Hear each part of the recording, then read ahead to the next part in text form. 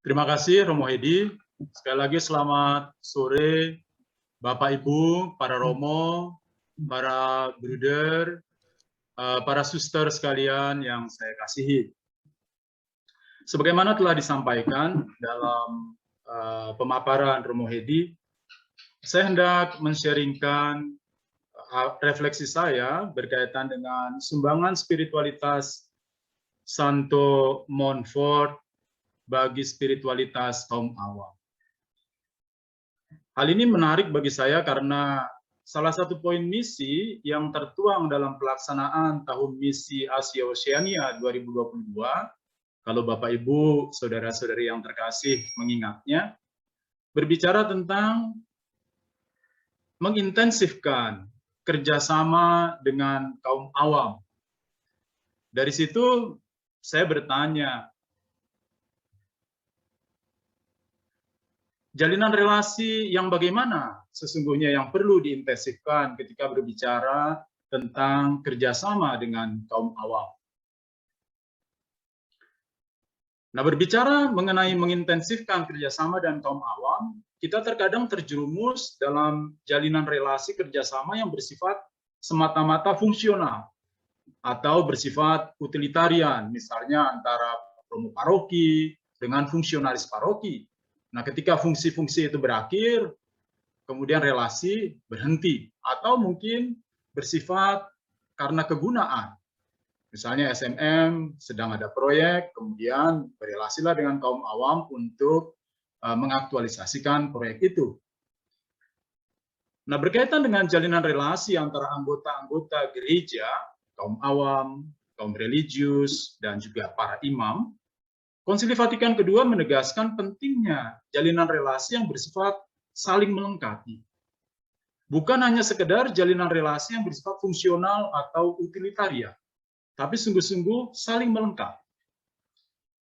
Berkaitan dengan hal ini, ada seorang teolog yang kemudian merefleksikan ajaran Konsili Vatikan II ini mengatakan demikian.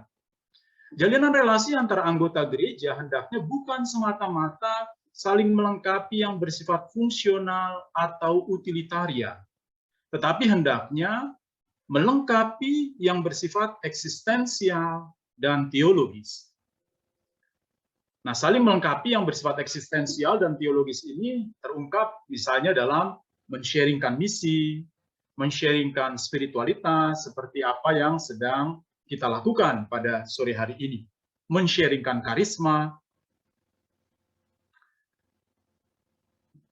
Relasi saling melengkapi yang bersifat eksistensial dan teologis ini sungguh-sungguh menyentuh identitas dan hakikat kedirian kita.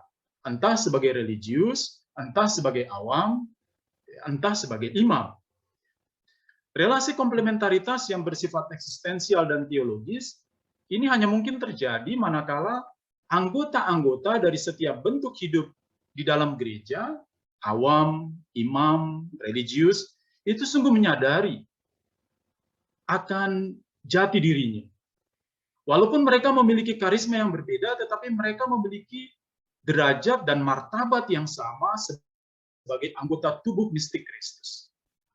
Ini menjadi penting di dalam melakukan sharing yang saling melengkapi itu. Misalnya, kita bisa melihat dalam dokumen Konsili Vatikan II, Lumen Gentium nomor 32 dikatakan demikian. Samalah martabat para anggota, karena kelahiran mereka kembali dalam Kristus. Sama rahmat para putra-putri, sama pula panggilan kepada kekudusan. Satu keselamatan, satu harapan, dan terbagilah cinta kasih. Jadi di dalam Kristus dan di dalam gereja tidak ada perbedaan. Meskipun ada yang atas kehendak Kristus diangkat menjadi guru, menjadi pembagi-pembagi misteri, menjadi gembala bagi sesama, semua toh sungguh-sungguh sederajat martabatnya. Sederajat pula kegiatan yang umum bagi semua orang beriman dalam membangun tubuh Kristus. Sehingga kita sungguh sederajat. Kita memiliki martabat yang sama. Dan juga memiliki kepentingan untuk membangun tubuh mistik Kristus itu, karena kita menjadi bagian di dalam. Bapak Ibu, saudara-saudara yang terkasih, pertanyaannya bagaimana Santo Montfort menjalin relasi dengan kaum awam ini? Karena Santo Montfort itu hidup sebelum Konsili Vatikan kedua. Menarik untuk melihat konteks hidup Santo Montfort pada saat itu. Santo Montfort ini hidup dalam situasi di mana semangat Konsili Trente, Konsili Kontrareformasi begitu mewarnai kehidupan gereja. Nah, sebagai reaksi atas ajaran-ajaran para reformis, Konsili Trente menegaskan kembali doktrin tradisional mengenai dua status di dalam gereja, yaitu awam dan mereka yang tertabis atau klerus. Sehingga di dalam gereja, dalam konsili sebelum Konsili Vatikan kedua, itu diakui hanya dua, yaitu awam dan mereka yang tertabis, atau mereka yang tertabis dan mereka yang tidak ditabiskan. Sehingga kalau kita melihat misalnya para bruder sampai hari ini di dalam bahasa Inggris, mereka disebut lay brother. Ya, jadi bruder awam, hanya untuk menegaskan bahwa mereka tidak ditabiskan. Karena itu konteksnya.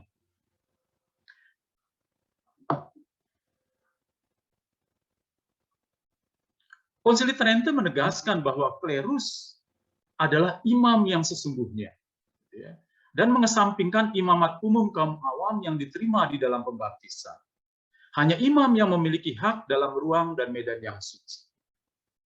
Nah, ini didasarkan pada apa yang disampaikan Luther pada saat itu. Karena Luther mengangkat kembali mengenai imamat umum kaum awam, tetapi dia kebablasan, kemudian menyingkirkan imamat khusus kaum imam. Oleh karena itu, sebagai counter terhadap pandangan Luther ini, gereja Konsili Trente menegaskan berkaitan dengan imamat khusus kaum tertabis itu.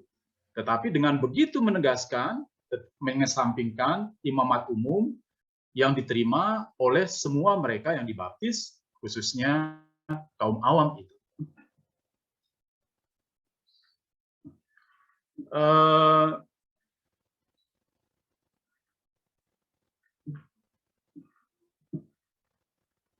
Wilayah dan pelayanan spiritual sehingga dibatasi berdasarkan apa yang kita kenal dengan teori dua ujung itu, gitu ya. Karena doktrin tradisional yang disampaikan oleh Konsili Trente ini melanggengkan sesungguhnya apa yang disebut dengan two ends theory, ya, teori dua kutub yang dipromosikan oleh Paus Gregorius pada saat itu dalam abad pertengahan. Menurut teori ini, masyarakat Kristiani memiliki dua ujung, dua kutub yang berbeda, yaitu yang rohani dan yang material. Nah, kaum tertabis, uskup imam bertanggung jawab pada urusan spiritual, sedangkan awam pada yang bersifat material, temporal. Nah, dalam prakteknya, yang spiritual lebih diprioritaskan dibandingkan yang material, dan dianggap lebih tinggi dari yang material. Nah, konsekuensinya apa? Nah, konsekuensinya tak heran jika kaum tertabis dilihat dan ditempatkan lebih tinggi daripada kaum awam. Dan saya kira kita masih merasakan dampaknya sampai hari ini. Misalnya bagaimana penggunaan kata di wilayah tertentu, memanggil imam itu bukan imam. Misalnya di tempat bapak saya, di Flores Timur, itu menyebut imam itu tuan misalnya. Kita masih bisa merasakan itu. Atau misalnya seorang prata pernah bercerita ketika dia libur, itu dia dilarang untuk melakukan kerja tertentu yang sebelumnya dia lakukan sebelum masuk prata. Hal ini mau mengungkapkan bagaimana relasi ini masih terjadi, gitu ya, sampai hari ini.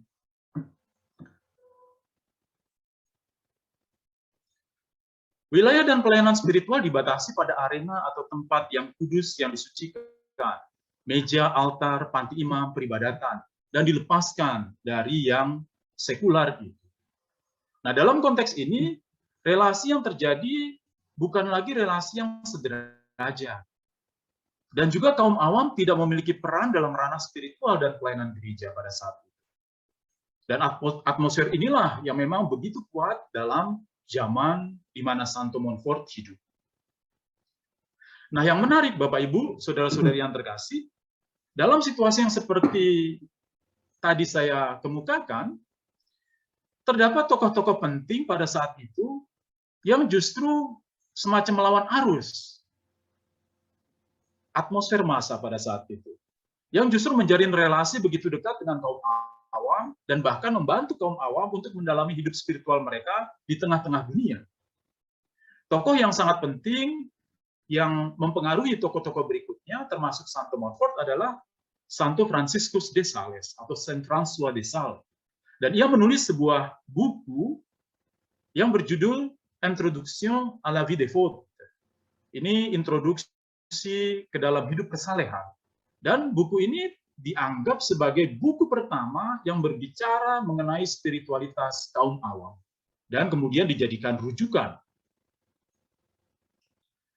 Untuk mengecap sedikit apa yang disampaikan Santo Franciscus de Sales ini, saya akan membacakan kutipan dari buku ini saya. Dia mengatakan demikian, hampir semua orang yang telah menulis tentang hidup kesalehan menginstruksikan untuk menarik diri dari dunia, atau setidaknya mengajarkan cara hidup kesalehan yang terarah pada pensiun secara total dari urusan-urusan dunia. Akan tetapi tujuan saya adalah mengajar mereka yang tinggal di kota, di istana, di rumah tangga, bahwa mereka sungguh dipanggil untuk menghayati hidup di tempat di mana mereka berada. Dia bahkan berani mengatakan demikian, adalah suatu kesalahan, bahkan sangat bid'ah, untuk berusaha membuang hidup kesalehan dari ruang penjaga tentara, dari bengkel mekanik, istana pangeran, atau perapian rumah tangga. Singkatnya, melepaskan dari hidup dunia sekular itu, tempat di mana kaum awam itu hidup. Itu sebuah kesalahan dan merupakan sesuatu yang dia sebut sebagai bid'ah. Sehingga dia sungguh menekankan dimensi sekular dari panggilan kaum awam itu. Nah, Santo Franciscus de Sales yakin bahwa spiritualitas yang sulit itu mungkin bagi kaum awam yang hidup di tengah dunia sekular. Pengaruh Santo Franciscus ini kita temukan dalam cara Santo Montfort memandang dan berelasi dengan kaum awam. Misalnya dalam surat kepada sahabat-sahabat salib, Montfort menulis demikian. Dia menyebut kaum awam itu sebagai sahabat-sahabat salib.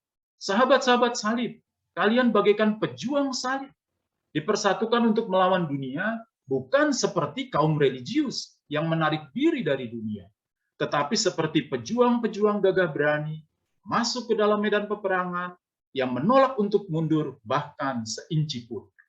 Sehingga sangatlah jelas bagaimana Montfort memandang kaum awam dan menghargai panggilan kaum awam di tengah dunia.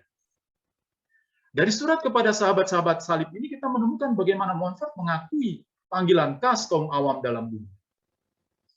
Atau kita juga menemukan dalam dokumen lain, dalam Rahasia Maria, bagaimana Montfort juga sejalan dengan Santo Franciscus de Sales berbicara tentang panggilan universal kepada kekudusan. Itu diperuntukkan untuk kita semua, bukan hanya untuk golongan tertentu di dalam gereja.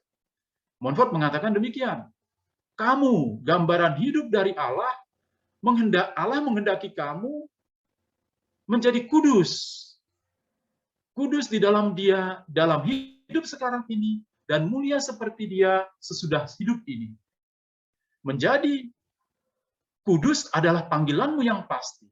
Kesana kamu harus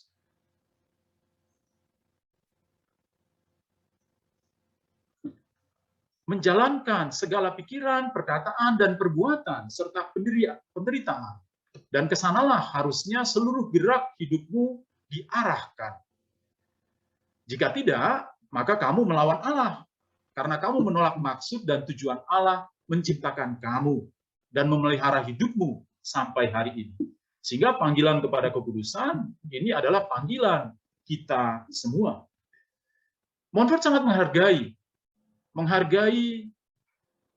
martabat kaum awam sebagai orang-orang pilihan. Montfort tidak terjebak dalam atmosfer massa yang melakukan dikotomi ketat antara klerus dan awam. Tidak melihat dua ujung itu, antara yang spiritual dan yang rohani, sesuatu yang terpisah.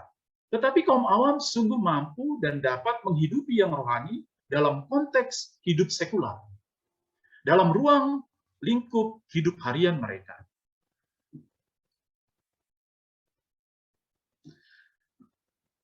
Bapak, Ibu, saudara-saudari yang terkasih dalam Kristus, jika kita melihat bagaimana Santo Montfort berrelasi dengan kaum awam dalam karya misinya, kita akan menemukan bahwa bagi Montfort, kaum awam adalah teman seperjalanan dalam karya misi.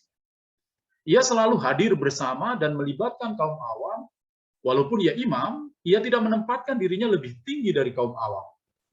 Surat kepada umat di Montbernage, di mana Montfort melakukan karya misi, ini mengungkapkan bagaimana Montfort melihat kaum awam itu sungguh-sungguh sebagai teman seperjalanan. Dia mengatakan demikian dalam surat itu. Saya dengan penuh kebebasan menulis kepada kalian, seperti seorang bapak bagi anak-anaknya. Saya melihat kalian sebagai pribadi, sebagai saudara. Persahabatan Kristiani dan persahabatan yang bersifat kebapaan yang saya miliki untuk kalian. Itu begitu kuat. Dan saya akan selalu membawa kalian dalam hati saya, dalam hidup, dan bahkan dalam kematian serta kekekalan saya. Dia mengatakan demikian dalam surat setelah melakukan karya misi. Santo Montfort melihat orang-orang yang dilayani sebagai sahabat dalam iman dan kasih. Bahkan setelah selesai melakukan karya misi, dia masih tetap men-sharingkan perhatiannya. Tak heran jika Santo Montfort ini kemudian dikenal orang-orang menyebutnya sebagai Bapak yang baik. Hal ini mengungkapkan bahwa jalinan relasi Montfort dengan orang-orang yang dilayani bukanlah semata-mata jalinan relasi yang bersifat fungsional dan atau utilitarian.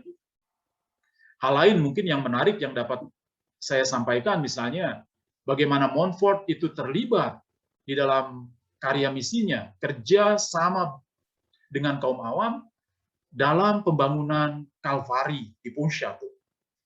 Joseph Grande, penulis biografi Montfort, dia men-sharingkan kesaksian mata gitu yang dia lihat, dia temukan pada saat itu. Kaum awam begitu bersemangat ikut serta di dalam membangun Kalvari karena mereka melihat di depan mereka itu Santo Montfort yang ikut menggali tanah, memindahkan batu-batu, mengangkat batu. Dan inilah kemudian yang juga membangkitkan kaum awam ini untuk ikut serta terlibat di dalamnya. Karena bagi Montfort, menjadi imam bukanlah sebuah status, tetapi sebuah pelayanan untuk menyelamatkan jiwa-jiwa dan untuk membaharui semangat hidup beriman umat. Ia sungguh hadir, mengajar, dan memberi teladan dalam kesalehan hidup, dan dia bekerja sama dengan umat. Oleh karena itu, ketika berbicara misi ala Montfort, hendaknya dijiwai oleh semangat untuk menyelamatkan jiwa-jiwa dan membaharui semangat hidup umat beriman ini melalui kehadiran, keteladanan, berjalan, dan bekerja sama dengan umat. Karena tadi kita bicara di awal bahwa di dalam sharing ini saling melengkapi. Oleh karena itu, Bapak Ibu kaum awam juga bisa mengingatkan kami para Montfortan ketika kami para Montfortan hanya taunya duduk di belakang meja, tidak mau terlibat. Karena ini bertolak belakang dari apa yang sungguh diteladani oleh Santo Montfort sebagaimana tadi saya sampaikan. Bapak, Ibu, saudara-saudari yang terkasih, setelah kita melihat bagaimana Montfort menjalin relasi dengan kaum awam, adalah baik untuk juga melihat apa sesungguhnya identitas, panggilan, dan perutusan kaum awam. Agar kita juga mampu untuk sungguh menempatkan jalinan relasi ini adalah jalinan relasi yang sederajat, jalinan relasi yang saling melengkapi. Sharing ini adalah sharing yang menyentuh hakikat dan juga bersifat teologis dan eksistensial seperti saya sampaikan di awal. Berbicara tentang identitas, panggilan, dan perutusan kaum awam, terdapat tiga aspek yang penting yang ditekankan oleh Konsili Vatikan II. Yang pertama, gereja mengakui bahwa kaum awam adalah bagian dari umat Allah, bagian dari tubuh mistik. Mereka bukan ada di luar, tetapi bagian tak terpisahkan. Itu disampaikan secara jelas dalam Lumen Gentium. Kemudian yang kedua adalah gereja sungguh mengakui panggilan dan perutusan khas kaum awam.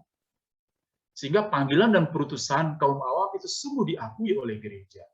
Bahkan sungguh dipromosikan, sungguh diberikan dasaran-dasaran yang membantu kaum awam untuk mengaktualisasikan panggilan dan identitasnya itu. Dan yang ketiga adalah penegasan gereja akan panggilan universal kepada kekudusan. Marilah kita melihat satu persatu tiga hal ini. Sangatlah jelas bahwa konsili mengakui pilihan hidup menjadi kaum awam bukanlah pilihan yang lebih rendah, atau bukan juga apa yang disebut concession to human weakness. Bukan pilihan karena kelemahan saya sebagai manusia. Misalnya pernah ada teman, itu mantan frater mengatakan, waduh Romo, dulu itu saya frater Romo, religius, tapi ya karena kelemahan saya sekarang memilih untuk menjadi awam. Pilihan menjadi awam bukan sebuah concession to human weakness, tapi ini sebuah pilihan. Pilihan panggilan dari Allah yang memiliki derajat dan martabat diakui di dalam gereja. Sama seperti menjadi imam atau religius. Yang membedakan adalah cara beradanya. Cara kita melayani, cara saya berkarya demi Kristus dan kerajaannya. Karena ini menjadi penting untuk sungguh-sungguh kita sadari, baik oleh kaum awam sendiri maupun oleh kita yang ditabiskan atau para bruder dan suster. Menurut konsili,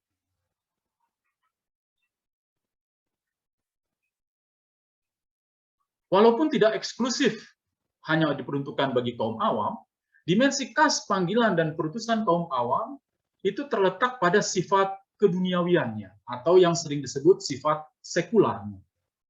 Dengan menekankan sifat sekular ini, konsili atau gereja mengakui bahwa panggilan Kristiani tidak menuntut seorang pribadi untuk melarikan diri dari dunia, fuga mundi, tetapi menuntut kaum awam untuk terlibat di dalam dunia dan menjadikan dunia ini tempat dan sarana mereka untuk memaknai panggilan Allah kepada mereka.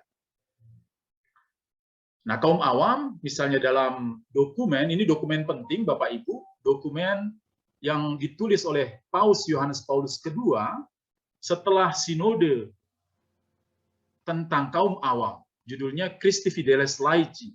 Ini kalau Bapak Ibu membaca dokumen ini akan sangat diperkaya. Gitu ya. Misalnya dalam dokumen ini sungguh ditegaskan, kaum awam tidak dipanggil untuk meninggalkan posisi yang mereka miliki di dunia. Pembaptisan tidak mengambil mereka sama sekali dari dunia. Sebaliknya, Yesus mempercayakan sebuah panggilan kepada mereka yang fokus perhatiannya ada di dunia. Sehingga menarik, ya, bagaimana gereja sungguh mengakui ini.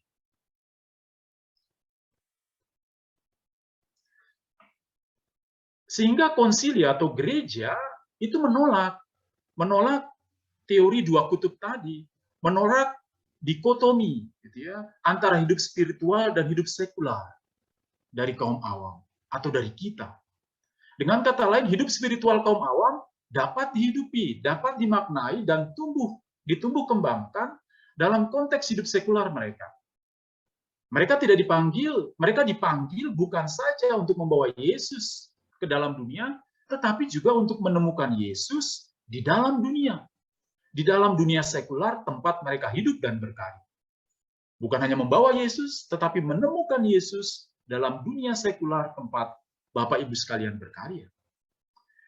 Nah, mereduksi atau membatasi penghayatan iman hanya dalam peribadatan atau ruang gereja dan menceraikannya dari pengalaman dan pergulatan hidup harian yang bercirikan sekular, ini sesuatu yang tidak dibenarkan, bahkan dianggap penyimpangan. Dan itu ditegaskan dalam dokumen Gaudium et Spes. Gitu ya. Sehingga ini kembali kita ingat menggemakan lagi apa yang disampaikan oleh Santo Franciscus de Sales tadi. Aspek penting lainnya bagi identitas panggilan dan perutusan kaum awam yang ditekankan oleh gereja adalah panggilan universal kepada kekudusan.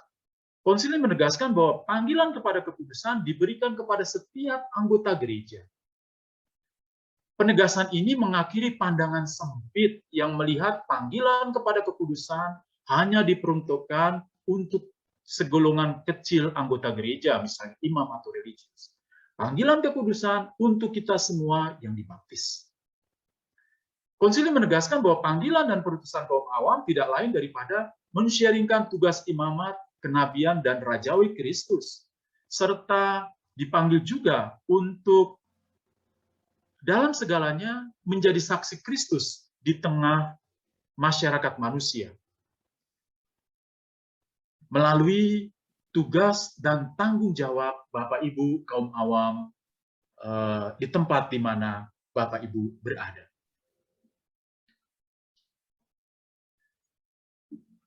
Apa sih yang dimaksud dengan mengemban tugas imamat Kristus itu? Mengemban tugas imamat Kristus berarti kaum awam dipanggil untuk menjadikan seluruh karya hidup keluarga ini sebagai kurban persembahan rohani yang hidup, yang berkenan kepada Allah melalui Kristus, dan dipersembahkan semuanya dalam Ekaristi sebagai sumber dan puncak hidup beriman. Kemudian berkaitan dengan tugas kenabian, kaum awam dipanggil untuk membuat kekuatan Injil bersinar dalam hidup sehari-hari, dalam keluarga, maupun dalam masyarakat, serta mengekspresikan iman dan harapan mereka dengan sabar dan keberanian melalui kehidupan sekular mereka. Menjadi nabi ada dua aspek yang penting, yaitu dipanggil untuk menyegarkan, memberikan kesegaran kepada mereka yang disingkirkan, mereka yang mengalami ketidakadilan, mereka yang mengalami penindasan. Dan juga di sisi lain dipanggil untuk berani memberi kritik melalui hidup kita. Ketika ketidakadilan itu ada, ketika penindasan itu terjadi, sehingga dua hal ini menjadi penting.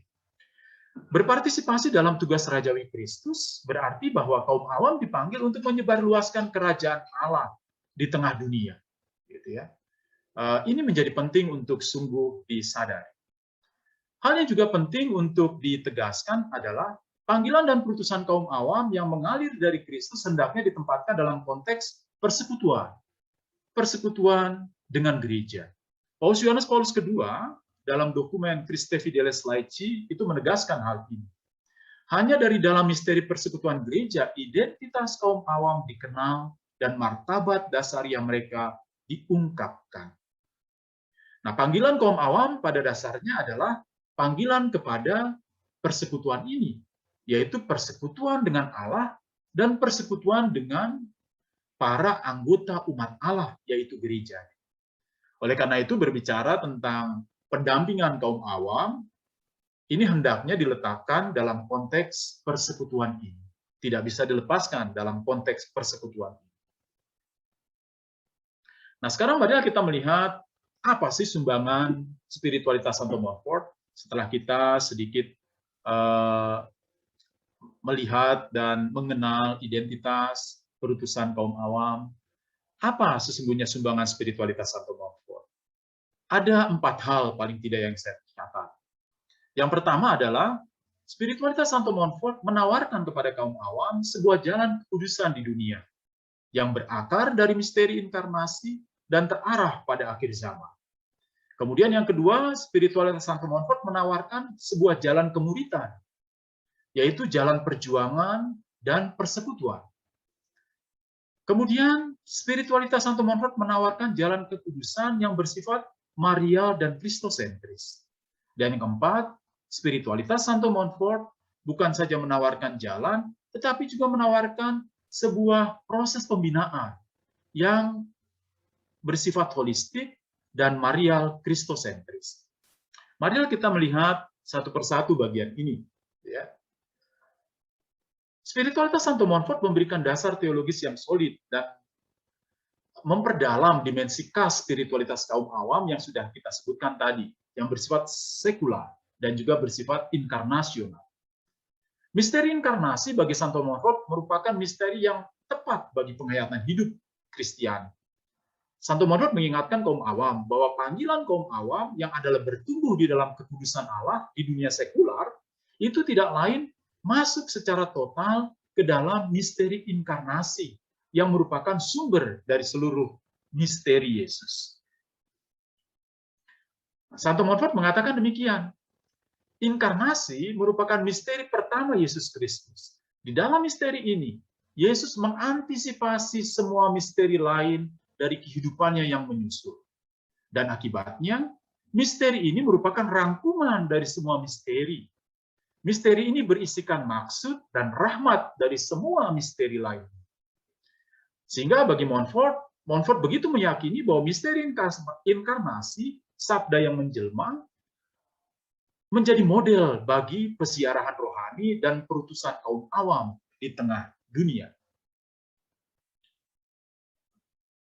Terdapat 3 aspek penting yang selalu hadir dalam misteri penjelmaan ini, yaitu yang pertama aspek kenosis, pengosongan diri, kemudian aspek salib, aspek Maria. Ketiga aspek ini merupakan bagian integral yang tak terlepaskan dari misteri penjelmaan. Dalam pengosongan diri, Kristus, sang kebijaksanaan abadi yang menjelma, selalu ada salib dan ada Maria. Kedua hal ini tidak pernah bisa dilepaskan. Bahkan dalam buku Santo Montfort yang diberi judul Cinta Kebijaksanaan Abadi, Montfort berani mengatakan bahwa misteri inkarnasi yang merupakan misteri pengosongan diri Yesus, ini merupakan misteri salib. Bahkan dia mengatakan, Yesus itu sudah mencintai salib sejak di dalam kandungan ibunya. Dengan menjadi manusia, di dalam kandungan Maria, saat itulah dia mengosongkan dirinya sebagai Allah dan merangkul salib itu. Karena cintanya kepada manusia dan ketaatannya kepada manusia. Hal ini sejalan dengan ajaran Yesus sendiri yang mengatakan, setiap orang yang mau mengikuti aku harus menyangkal dirinya, memikul salibnya, dan mengikuti aku. Montfort mengundang setiap umat beriman Kristiani, termasuk kaum awam, untuk selalu melakukan discernment, membedakan antara kebijaksanaan duniawi dan kebijaksanaan Allah. Masuk dalam proses discernment ini tak lain adalah masuk dalam proses untuk mengosongkan diri dan merangkul salib Kristus yang adalah kebijaksanaan Allah. Nanti kita akan melihat dimensi salib ini dalam bagian yang kedua, ketika berbicara tentang jalan kemuridan sebagai pergulatan dan perjuangan.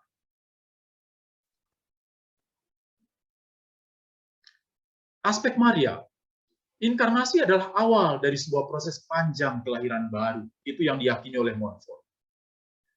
Kelahiran baru anak-anak Allah dalam Kristus. Montfort mengekspresikan refleksinya ini sebagai berikut.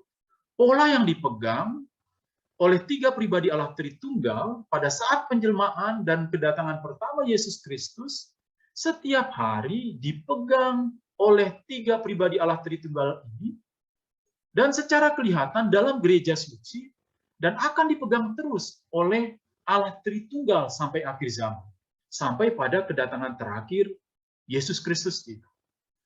Jadi ketika Yesus datang ke dunia melalui perantaran Maria, maka dia akan menggunakan pola yang sama, yaitu melahirkan anak-anak Kristus itu, atau anggota tubuh mistik Kristus itu juga melalui Maria.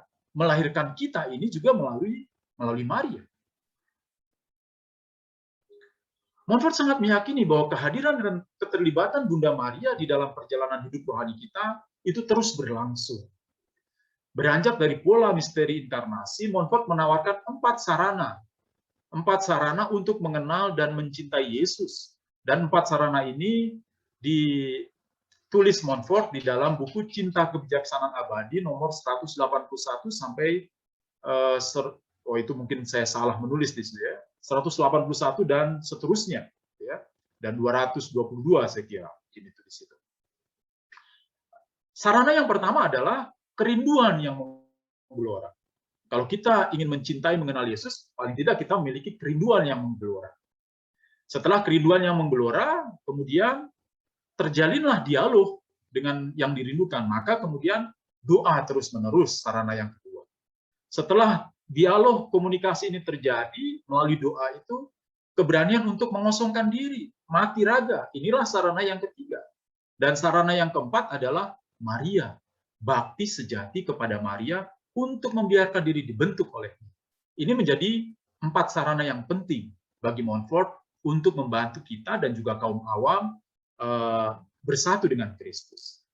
Montfort juga menegaskan dimensi eskatologis. Tadi dikatakan jalan kekudusan yang ditawarkan adalah berakar dalam misteri inkarnasi, tetapi terarah pada akhir zaman. Karena ini menjadi penting. Dengan menegaskan dimensi eskatologis dari panggilan dan perutusan kaum awam, Montfort membantu kaum awam untuk memahami realitas kerajaan Allah itu bersifat apa yang disebut sudah hadir di sini, sekarang ini, tetapi belum sempurna. Nah, hal itu akan menjadi sempurna ketika kedatangan Kristus nanti yang kedua. Hal ini penting untuk ditekankan agar kaum awam tidak over optimistik dengan mengidentifikasikan karya dan tugas mereka dengan tujuan akhir, dengan karya penebusan Allah dan kerajaan Allah itu sendiri. Kaum awam sungguh dipanggil untuk terlibat di dalam dunia melalui tugas pekerjaan duniawi mereka tanpa menjadikan atau mengidentifikasikannya dengan kerajaan Allah itu.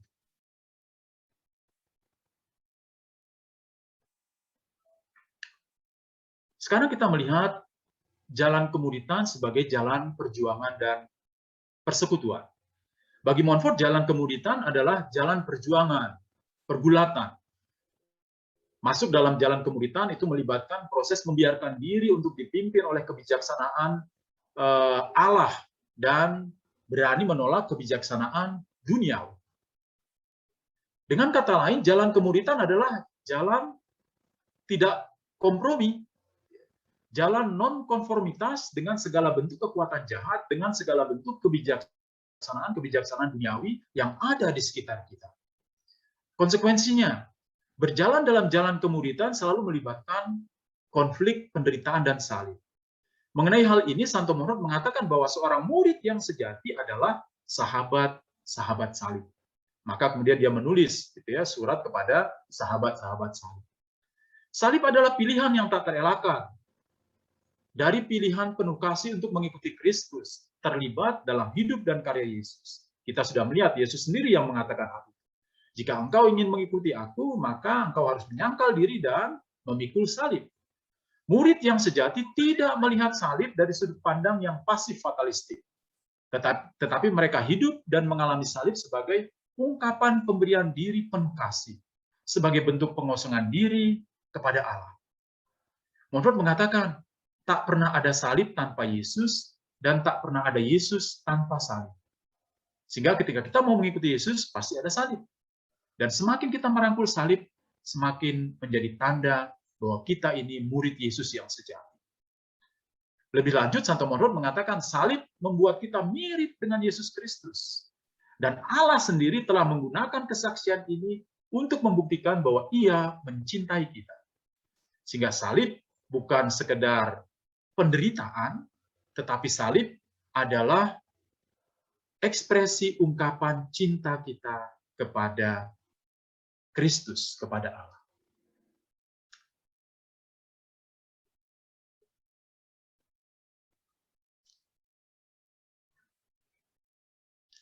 Santo Montfort juga menegaskan bahwa jalan kemuritan bukan jalan yang bersifat individualistik, tetapi bersifat komunal.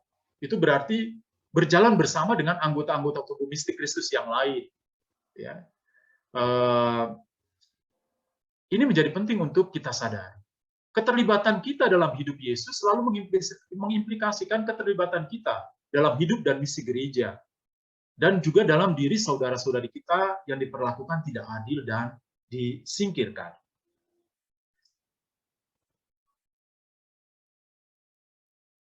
Bagi Santo Montfort, gitu ya, kita beralih ke jalan kekudusan, itu bersifat marial kristosentris. Bagi Santo Montfort, peran keibuan Maria ini sangat diperlukan, sungguh diperlukan.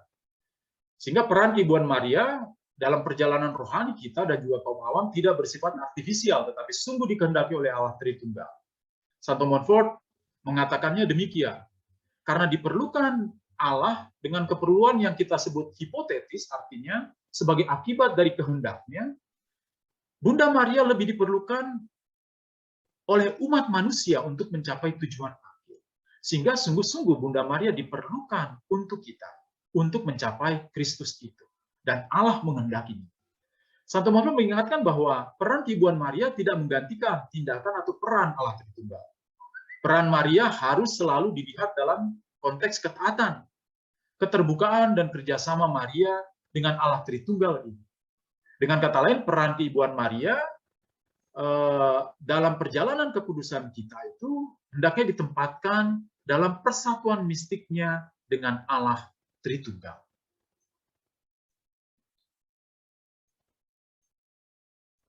Bagi Santo Montfort, Bunda Maria dilihat sebagai sarana bantuan yang paling unggul. Ya. Dari segala macam bantuan yang Allah tawarkan kepada kita, Marialah yang paling unggul dari segala macam sarana itu. Dia itu cetak tuang Allah. Bunda Maria tidak pernah membiarkan rohnya sendiri memimpin dirinya, tetapi selalu membiarkan roh Allah lah yang meraja dan mengarahkan dirinya. Dengan indah, Santo Montfort melukiskan persatuan antara Maria dan Yesus adalah Yesus dan Maria bersatu begitu mesra, sehingga yang satu seluruhnya berada di dalam yang lain. Yesus seluruhnya ada dalam Maria, dan Maria seluruhnya ada di dalam Yesus. Ya, itu yang dikatakan oleh Santo Montfort. Bagi Santo Montfort, devosi yang sejati dan murni kepada Bunda Maria bercirikan batinia. Batinia berarti tidak munafik, ya, tidak hanya di mulut saja atau di permukaan saja, dan juga penuh kepercayaan, ya, sungguh-sungguh percaya, terus menerus, bukan anggot-anggotan, dan juga tanpa pamrih, menyerahkan diri seluruhnya ke dalam tangan Bunda Maria untuk membiarkan dibentuk di dalamnya. Inilah bentuk penyerahan diri di mana kita membiarkan sungguh dibentuk oleh Maria. Di dalam devosi yang sejati, yang penuh kasih ini, kita memberikan seluruh diri dan hidup kita, dahulu, sekarang, dan yang akan datang, kepada Maria supaya menjadi milik Kristus. Nah, karena devosi ini merupakan bentuk pembaktian diri yang total kepada Yesus, maka bagi Santo Montfort, devosi ini tidak lain adalah pembaharuan janji-janji baptis kita. Disinilah kemudian Santo Montfort menghubungkan antara devosi yang sejati dengan pembaharuan janji-janji baptis. Dan ini sungguh menyentuh hakikat dari devosi sejati kepada Bunda Maria.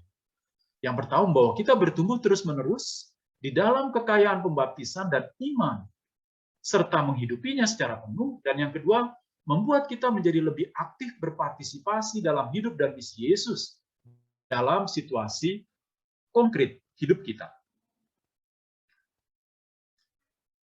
Nah, sekarang kita melihat sumbangan Santo Montfort dalam proses pembinaan kaum awam. Yang ditawarkan sungguh bersifat holistik dan marial kristosentrik. Menjadi penting untuk kita sadari bahwa gereja sungguh menegaskan pentingnya pembinaan kaum awam ini. Dan ini ditegaskan baik dalam dokumen konsili maupun juga dokumen post-konsili dalam Christi Fideles Laici.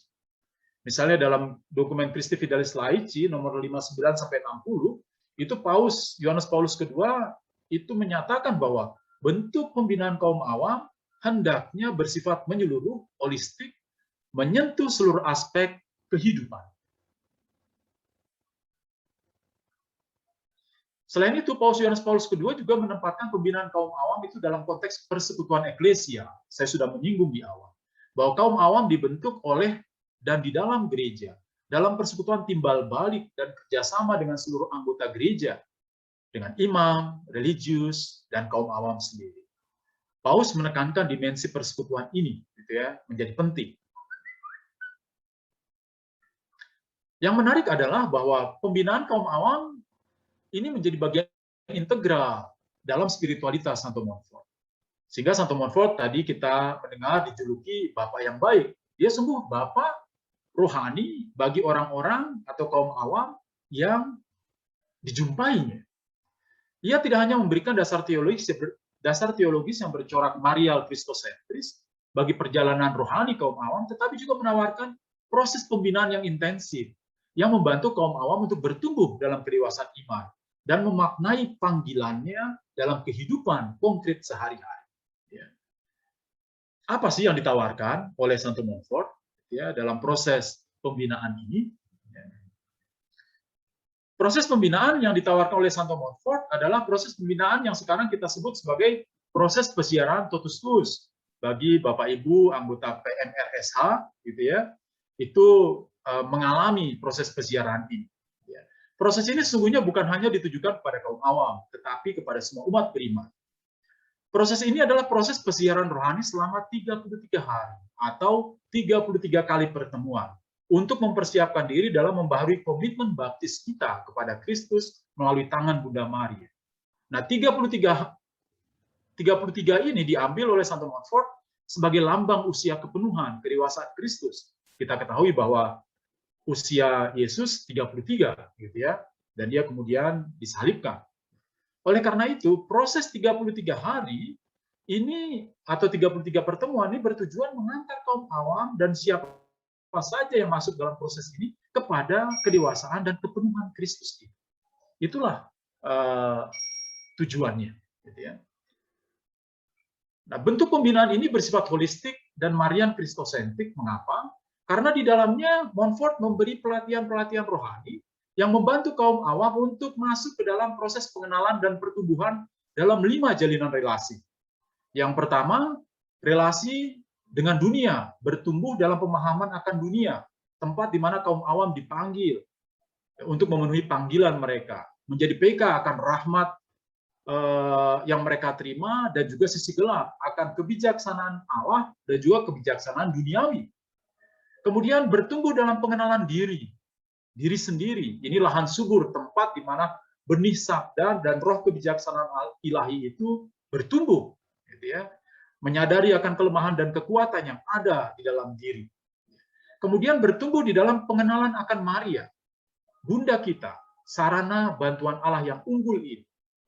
Kita diajak untuk masuk ke dalam proses itu, membiarkan dibentuk di dalam Maria itu. Dan yang terakhir bertumbuh di dalam pengenalan dan cinta akan Kristus, sumber dan kepenuhan pesiarahan kekudusan kita. Sehingga selama 33 hari, kaum awam dipersiapkan untuk sungguh mendalami keempat jalinan relasi ini dalam suasana doa dan persekutuan. Dan di akhir proses, kaum awam diundang untuk mengambil sebuah keputusan penting. Jadi tidak otomatis setelah mengikuti 33 hari ini langsung memutuskan. Kemudian setelah 33 hari itu membuat keputusan, apakah saya berani menyerahkan diri kembali untuk menjadi milik Kristus di dalam tangan Bunda Maria melalui pembaruan janji-janji baptis kita. Inilah saat di mana kaum awam dilahirkan kembali secara baru dalam Kristus melalui tangan Bunda Maria. Nah, Santo Montfort menempatkan pembaktian diri ini di dalam kerangka perayaan sakramental, secara khusus sakramen tobat dan ekaristi.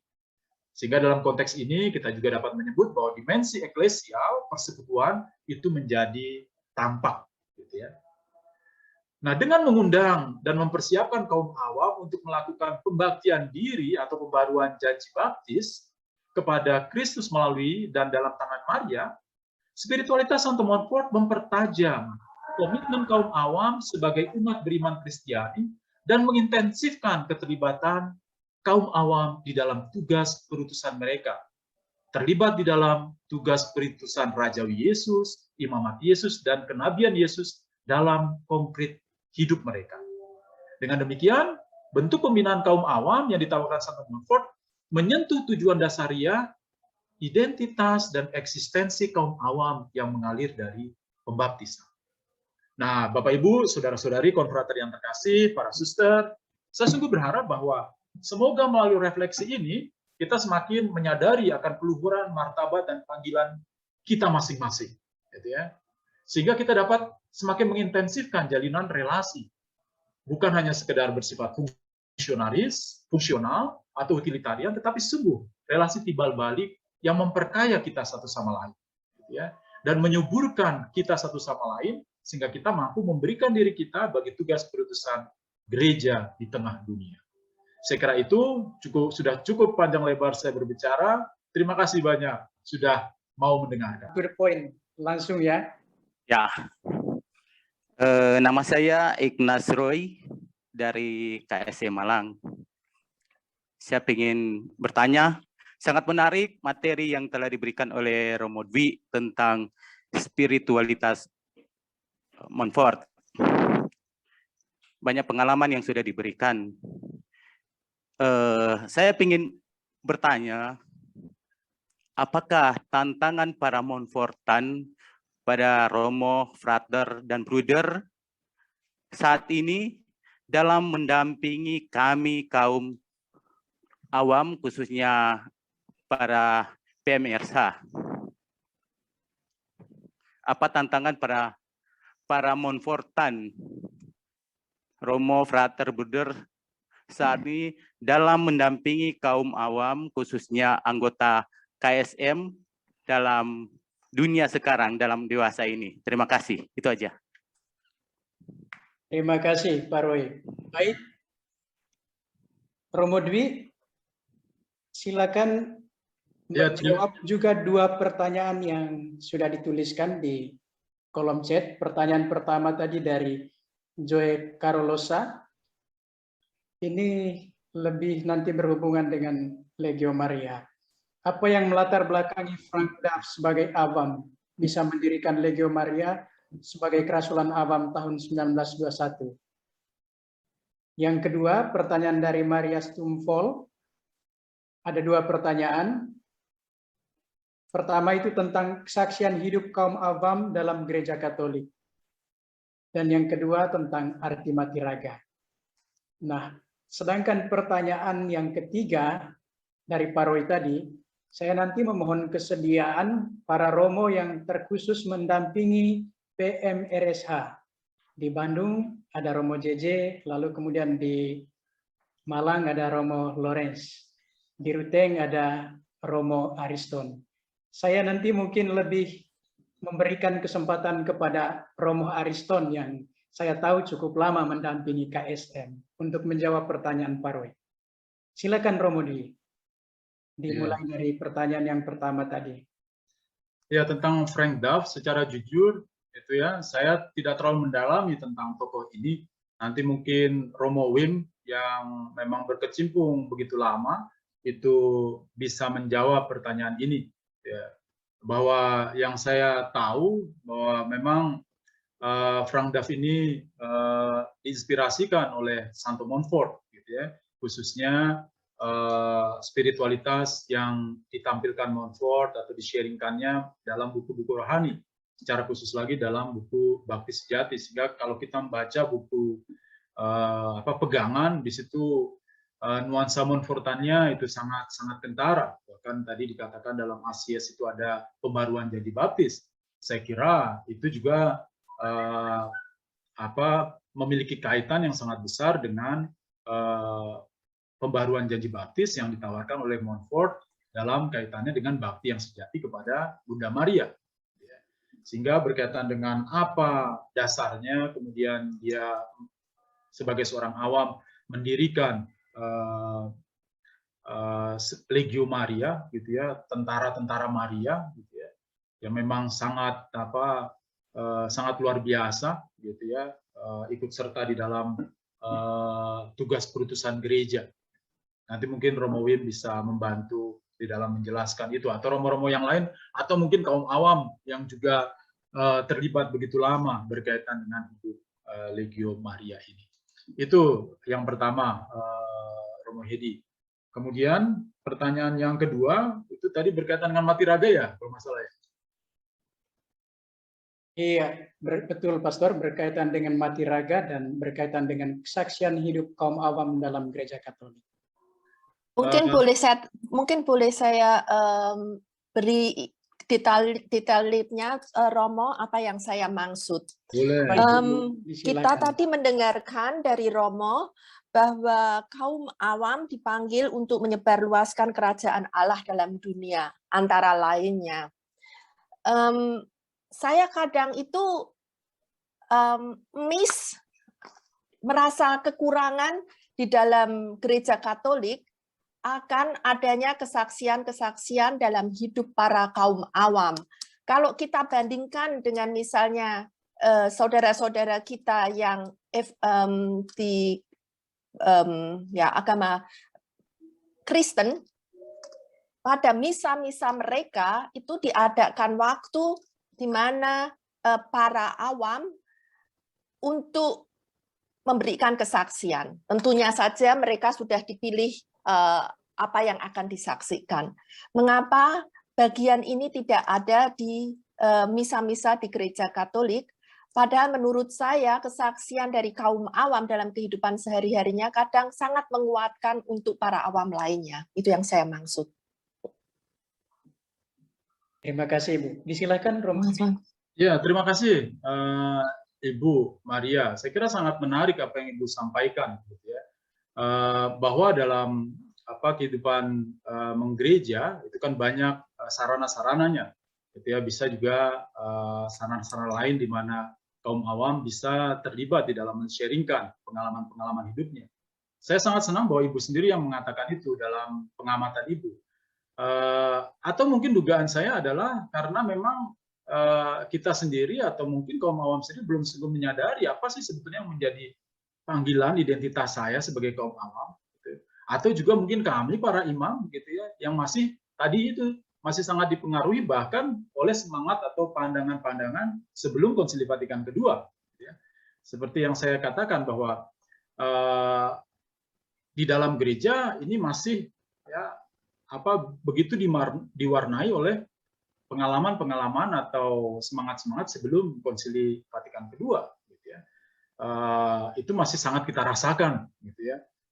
Oleh karena itu, mengapa tadi dalam presentasi juga saya mikirkan mungkin saya perlu juga untuk menggarisbawahi tentang identitas dan hakikat kaum awam dalam kehidupan gereja, karena kerap kali kita semacam mengesampingkan hal ini, gitu ya, ketika berbicara tentang relasi tentang kaum awam. Padahal atau mungkin kaum awam sendiri dari misalnya sharing saya, misalnya seorang teman yang mengatakan dia dulu saya frater, tapi kemudian ya karena saya tidak kuat tuh. Menjadi kaum awam bukan masalah kuat tidak kuat, tapi sebuah pilihan, gitu ya. Atau mungkin juga karena ini kurang disadari oleh kaum awamnya sendiri. Oleh karena itu saya menyampaikan dalam presentasi bahwa ini penting untuk disadari bahwa gereja sungguh mengakui itu, bahwa menjadi awam, entah menikah atau tidak menikah, ini sebuah pilihan hidup dan panggilan di mana kaum awam melalui pembaptisannya itu sungguh diundang untuk terlibat di dalam kehidupan gereja. Memang ada karisma-karisma yang berbeda, gitu ya. Misalnya imam adalah dipanggil untuk misalnya imamat khusus itu, gitu ya. Kemudian kaum awam dipanggil untuk juga menyebarkan imamat umum, ya, dalam konteks hidup harian mereka. Sehingga sangat betul bahwa ada sesuatu yang memang masih perlu untuk kita lihat bersama dan kita semacam menjadi sebuah gerakan di mana kita sungguh-sungguh terlibat semua, gitu ya. Bukan hanya hanya imam atau religius saja, gitu ya, yang memang terlibat, gitu. Kita semua sebagai anggota gereja karena kita adalah tubuh mistiknya, gitu ya. Dan ini pun juga kan mengandaikan bahwa kedua belah pihak memiliki cara pandang yang sama. Gitu. Kalau misalnya kami, imam religius juga memandang kaum awam sebagai orang nomor 2, sehingga relasinya juga tidak relasi sederajat dalam konteks hidup menggereja. Gitu. Sehingga menjadi penting untuk sungguh-sungguh menyadari hal ini. Mungkin itu jawaban yang bisa saya berikan. Terima kasih, Romo. Yang kedua itu pertanyaan saya mati raga. Oh, tentang mati raga.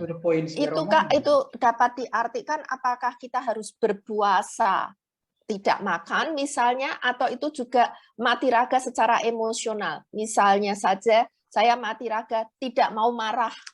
Nah, itu mati raga. Itu justru jauh lebih baik. Mati raga kan berkaitan dengan tadi konteksnya pengosongan diri, gitu ya. Mengosongkan diri dalam arti yang sangat umum, bentuknya kan bisa berbagai macam. Puasa itu kan bentuknya, gitu ya. Mati raga adalah mengosongkan diri. Jadi memilih kita mengosongkan diri, mengosongkan berarti mengosongkan kebijaksanaan duniawi itu untuk memilih kebijaksanaan Allah, gitu ya. Agar kebijaksanaan Allah ini bertumbuh. Kalau misalnya menarik, misalnya Ibu kalau punya buku Cinta Kebijaksanaan Ilahi yang ditulis oleh Santo Montfort, di sana Santo Montfort itu menjelaskan apa itu kebijaksanaan duniawi, gitu ya.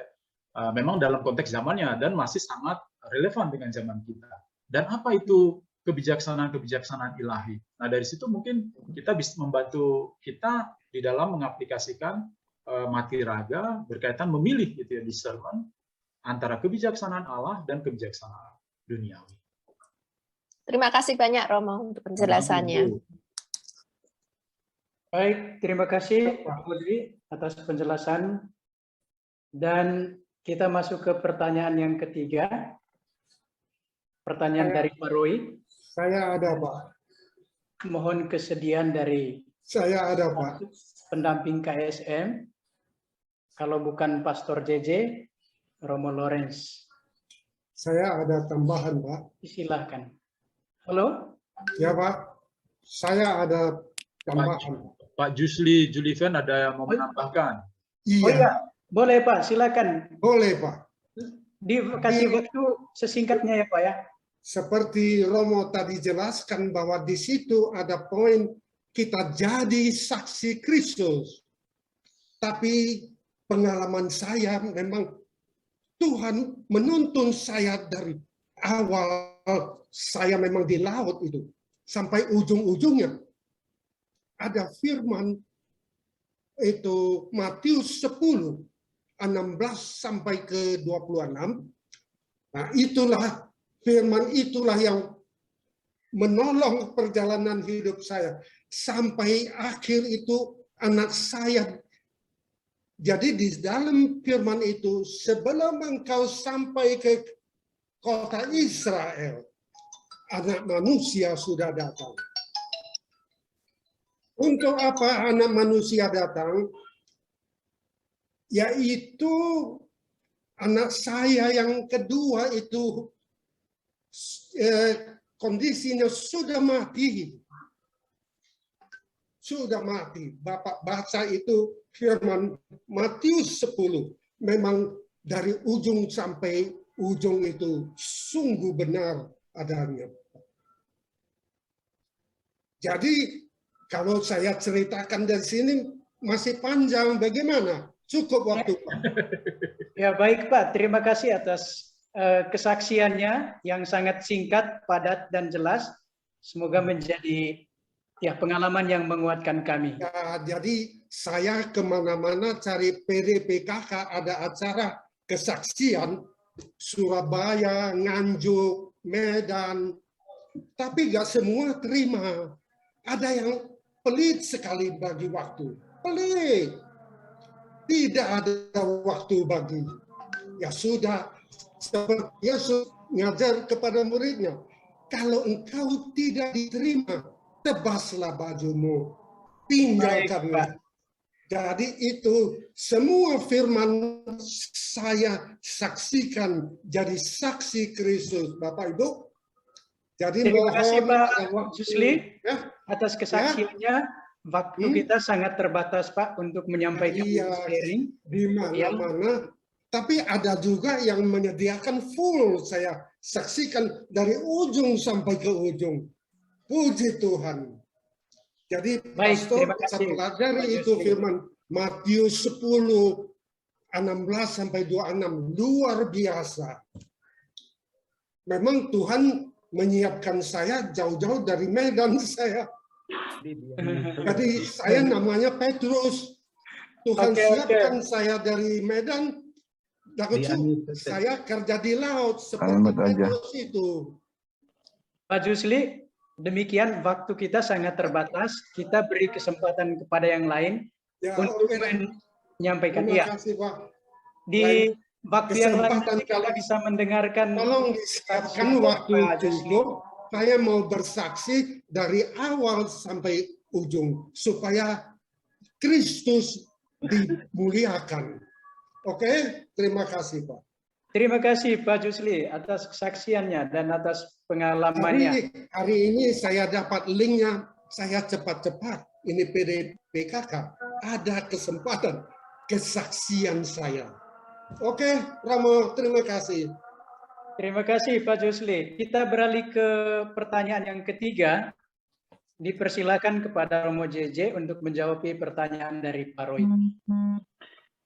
Baik, terima kasih. Pertanyaan dari Pak Roy tadi. Harus diakui bahwa memang spiritualitas Montfort itu belum dikenal secara luas, terutama di Indonesia. Dan kebanyakan memang itu Legio Maria, mereka baru hanya mengenal ya namanya doang gitu ya, Montfort.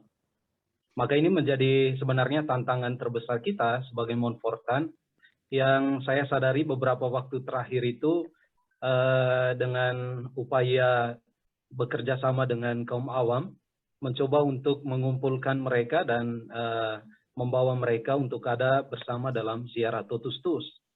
Dan syukurlah bahwa beberapa waktu terakhir ini kita oleh karena pandemi juga bisa mengumpulkan cukup banyak orang untuk mengambil bagian mengecap spiritualitas Santo Montfort ini.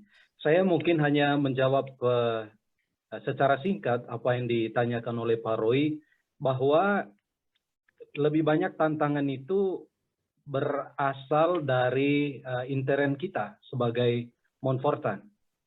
Mungkin karena kurangnya kebanggaan ataupun kurangnya pemahaman tentang spiritualitas Montfort itu sendiri, sehingga keengganan untuk Kemute. Romo JJ kemute, Romo JJ.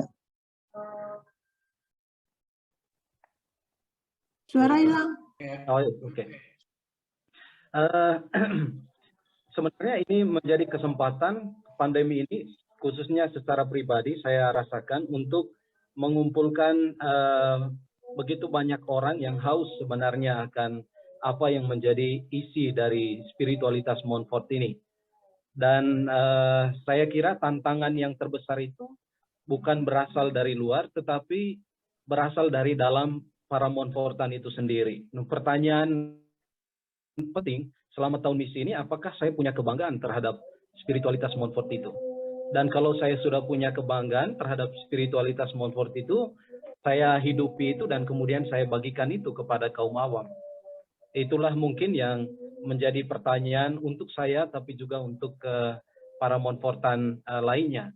Jadi mulai saat ini kita benar-benar ditantang untuk berani membagikan spiritualitas Montfort ini kepada kaum awam, kepada siapapun. Itu jawaban saya mungkin, Pak Hedi. Terima kasih banyak Romo JJ atas jawabannya. Bapak Ibu yang terkasih, mengingat masih begitu banyak pertanyaan yang belum dibacakan dan dijawab, maka kami langsung saja ke pertanyaan yang berikutnya. Ada 3 pertanyaan yang sudah dituliskan di dalam kolom chat. Pertanyaan dari Bu Agni. Apakah pembaktian diri setelah mengikuti 33 kali Totus Tuus bisa dikatakan sama dengan pembaktian diri atau pembaruan janji baptis pada saat Asies? Yang kedua, pertanyaan dari Bu Herlina. Sumbangan spiritualitas Santo Montfort yang nyata dalam kegiatan menggereja di paroki bagaimana? Yang dalam kaitan kegiatan ziarah Totus Tuus, kegiatan ini bukan merupakan bagian kegiatan atau kategorial di paroki. Itu masih bagian dari pertanyaan Ibu Herlina tadi. Dan yang ketiga, pertanyaan dari Pak Ivan. Saya baru terpikirkan bahwa kerjasama yang terjadi lebih banyak secara fungsional. Maka saya ingin dapat contoh atau model kerjasama teologis seperti yang Romo Dwi maksudkan. Apakah yang Romo maksudkan adalah kerjasama seperti St. Paul Center yang didirikan Scott Hahn? Kalau di Indonesia kira-kira kerjasama seperti apa yang menurut Romo? Terima kasih. Untuk pertanyaan yang kedua nanti, dari Ibu Herlina berkaitan dengan bagaimana spiritualitas Santo Montfort dipraktekkan dalam kegiatan paroki. Saya nanti meminta kesediaan salah satu konfrater yang berkarya di paroki untuk menjawab pertanyaan ini. Dimohon dari Kalimantan, dari Putu Sibau, nanti mungkin menjawab pertanyaan yang kedua dari Ibu Herlina. Silakan Romo Dwi. Pertanyaan dari Ibu Agni. Terima kasih. Ini dari Bu Agni. Seperti tadi sudah saya singgung bahwa Frank Duff ini itu begitu diinspirasikan oleh Santo Montfort, gitu ya. Sehingga kalau memang kita lihat proses Asias itu memang seperti yang Montfort tawarkan, gitu ya, dalam pembaruan janji baptis itu sangat-sangat terlihat, gitu. Sehingga sangat punya kaitannya, gitu ya. Cuma memang yang menjadi kekasan dari proses totus tuus, kalau dalam Asias itu kan memang tidak ada persiapannya. Tetapi kan di dalam totus tuus ini itu ada persiapan yang cukup panjang itu, gitu ya. 33 hari, dan pembaruan janji baptis itu adalah puncak, gitu ya. Bukan sebuah ritual biasa, tetapi melibatkan keputusan pribadi. Tadi saya setelah masuk dalam proses mengenal dunia sekitar, melakukan discernment mana kebijakan duniawi, mana kebijakan ilahi. Kemudian juga setelah itu masuk dalam proses berikutnya mengenal diri, gitu ya, pribadi, kekuatan, kelemahan kita, dan kemudian masuk dalam mengenal Maria, membiarkan diri dibentuk di dalam Maria, dan akhirnya mengenal sungguh-sungguh Yesus. Oh, siapa ini Yesus? Gitu ya. Menjalin relasi yang begitu intim setelah melalui proses itu, dan muaranya adalah sebuah komitmen baru, pembaharuan janji baptis itu, gitu ya. Yang kemudian juga tidak cukup berhenti di situ, gitu ya. Karena bagi Montfort puncaknya adalah kerasulan itu, gitu ya. Kalau hanya sekedar berhenti pada pembaruan, ya tidak ada maknanya. Gitu. Oleh karena itu, bagi Montfort, dia misalnya dengan merenungkan sabda bahagia mengatakan, berbahagialah orang yang mendengarkan sabda Tuhan. Lebih berbahagia lagi mereka yang mendengarkan, merenungkannya. Lebih berbahagia lagi mereka yang mendengarkan, merenungkan, menjalankan, dan kemudian mengkomunikasikannya dengan orang lain. Sehingga disitulah setelah membaharui janji baptis, apa nih, gitu ya, gerakan Roh Kudus dalam pembaharuan janji baptis yang mendorong saya untuk lebih terlibat lagi di dalam kehidupan menggereja di tempat di mana saya hidup. Itu yang pertama. Kemudian pertanyaan dari Pak Ivan, gitu ya. Salah satu contohnya adalah apa yang sedang kita buat ini, gitu ya. Sharing spiritualitas itu. Gitu ya. Sharing spiritualitas adalah sebuah kerjasama yang memang bersifat teologis dan eksistensial itu. Kerjasama yang memang menyentuh hakikat dari identitas baik kaum awam maupun juga religius atau imam yang men-sharingkan. Gitu ya. Sehingga ini adalah sebuah sharing memang yang mengantar setiap pribadi untuk lebih terlibat, gitu ya, di dalam panggilan dan perutusan kita sebagai anggota gereja, sebagai pengikut Kristus. Sehingga ini mengandaikan adanya refleksi teologis, gitu, yang mendalam tentang apa sih panggilan saya, apa sih perutusan saya sebagai religius, sebagai awam, dan apa sih yang bisa saya berikan dalam jalinan relasi kerjasama itu. Sehingga bentuknya bisa berbagai macam, gitu ya. Sehingga dasarnya adalah kesadaran kita kan tentang identitas kedirian kita sebagai anggota gereja, dan kemudian masuk lebih dalam lagi berani men-sharingkan. Bahkan misalnya saja saling menjadi nabi satu sama lain. Tadi misalnya contohnya ketika melihat misalnya para Montfortan, imam yang taunya hanya duduk di belakang meja, tidak terlibat, awam begitu ya, yang melihat ini dengan dimensi teologis tentang imamat itu bisa mengingatkan, Romo, marilah kita lebih terlibat, gitu ya, mengekspresikan panggilan sebagai seorang imam dan sebaliknya, gitu ya, dari kami kepada kaum awam. Sehingga bentuknya bisa berbagai macam. Baik, terima kasih Romo Dwi atas jawabannya terhadap pertanyaan dari Bu Agni dan juga Pak Ivan. Selanjutnya kita mendengarkan jawaban atas pertanyaan dari Ibu Herlina. Bagaimana spiritualitas Santo Montfort nyata dalam kegiatan menggereja di paroki? Kepada konfrater yang bekerja di paroki bisa menjawab pertanyaan ini. Dari Putus Sibau.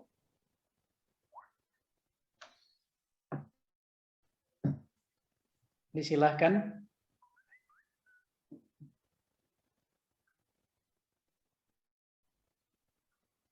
Dari Putus Sibau hadir ya? Kalau bukan dari Putus Sibau, dari Pasuruan. dimohon untuk men-sharingkan pengalamannya. Romo Widodo atau Romo Arif?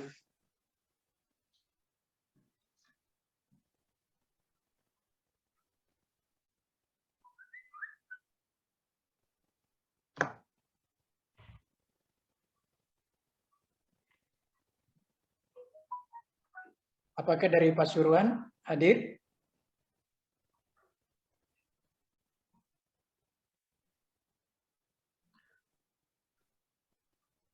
Mungkin sambil menunggu Romo Hedi. Oke.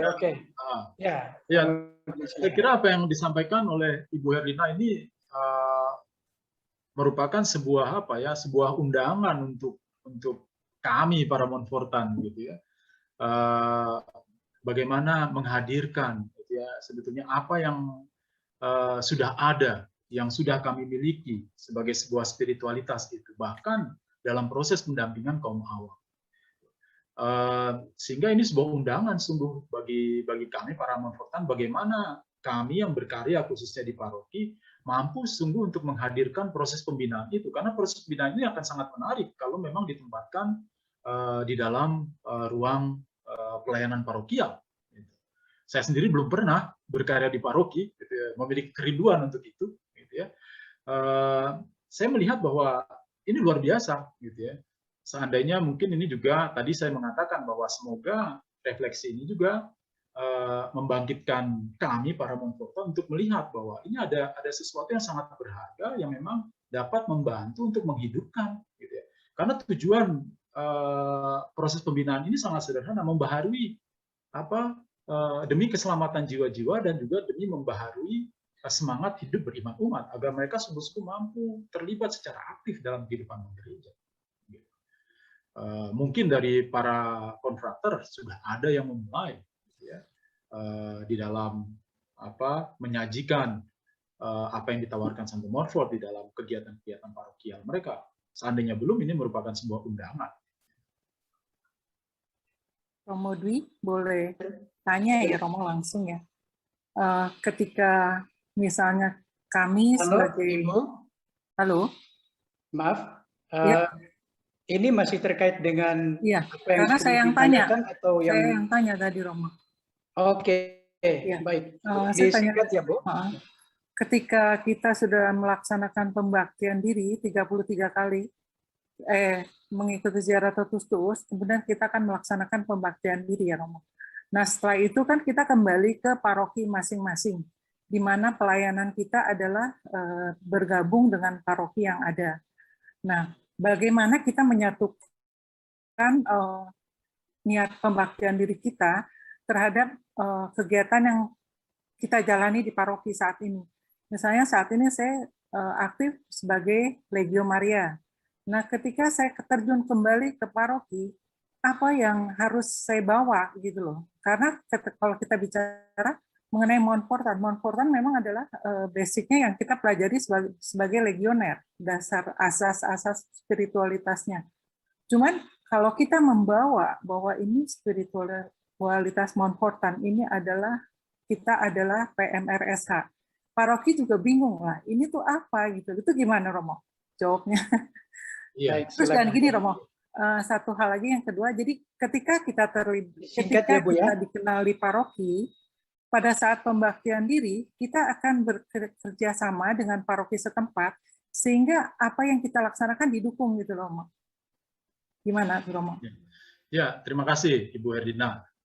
Satu hal gitu ya yang menjadi penting untuk kita ingat bahwa tujuan dari ziarah totus tuus ini pertama-tama sungguh-sungguh untuk membaharui iman umat yang mengikuti ziarah itu, agar dia bisa sungguh-sungguh semangatnya dibangkitkan untuk lebih terlibat. Kalau yang sebelumnya sudah terlibat, lebih punya punya greget lah gitu ya, menjalani apa yang sudah dan sedang dijalaninya itu. Bahwa proses totus tuus ini tidak kemudian menjadikan kelompok ini menjadi sebuah kelompok eksklusif, gitu ya. Tetapi justru dia harus menggarami semua, gitu ya. Bahwa misalnya kita men-sharingkan apa yang kita rasa bahwa sungguh proses ini berguna bagi saya mengalami pertumbuhan secara rohani, bahkan saya lebih dilibatkan dalam perutusan dan panggilan saya sebagai kaum awam, tanpa meninggalkan tugas dan tanggung jawab sebagai misalnya seorang ibu rumah tangga yang memang juga kemudian memberi kesaksian di dalam keluarga juga. Sehingga ini juga menjadi sangat penting gitu. Yang saya khawatirkan gitu ya, ketika kita melihat menjadikan kelompok PMRSH ini semacam sebuah kelompok eksklusif, mungkin bukan itu pertama-tama, tetapi menjadikan kelompok ini sungguh-sungguh kelompok yang mampu masuk dan terlibat sungguh di dalam kehidupan gereja. Dan ketika itu sudah sungguh dirasakan, sungguh ya, bahwa buah dari Totus Tuus ini memang ingin saya sharingkan. Gitu. Nah, sharingkanlah itu kepada Romo Paroki. Mungkin Romo Paroki juga akan melihat, oh iya ya, ternyata ini anggota-anggota PMRSA yang mengikuti siaran Totus Tuus luar biasa ini, mampu menghidupi paroki saya, gitu ya. Dan saya kira dari situlah dari buah-buahnya itulah yang memang bisa meyakinkan Romo Paroki. Gitu. Itu jawaban yang bisa saya berikan, Ibu Herlina. Ya, baik Romo, terima kasih. Baik, terima kasih Romo Dwi atas jawabannya, juga kepada Ibu Herlina yang telah menyampaikan dan menanggapi. Para peserta hari studi yang saya kasihi, kegiatan kita dibatasi oleh waktu. Kita sudah melewati 1,5 jam mulai dari pembuka hingga pada saat ini. Karena itu, untuk sesi diskusi saya akhiri.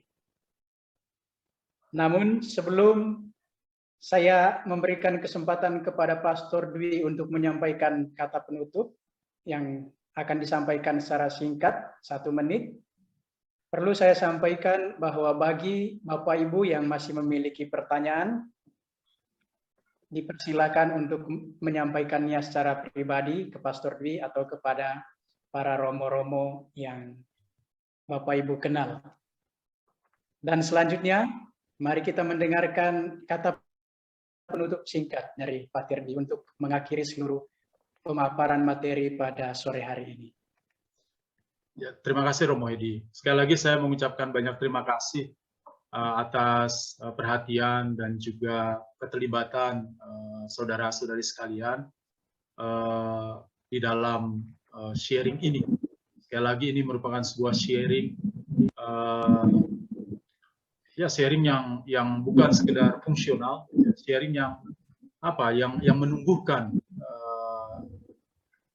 yang juga memperkaya kita satu sama lain.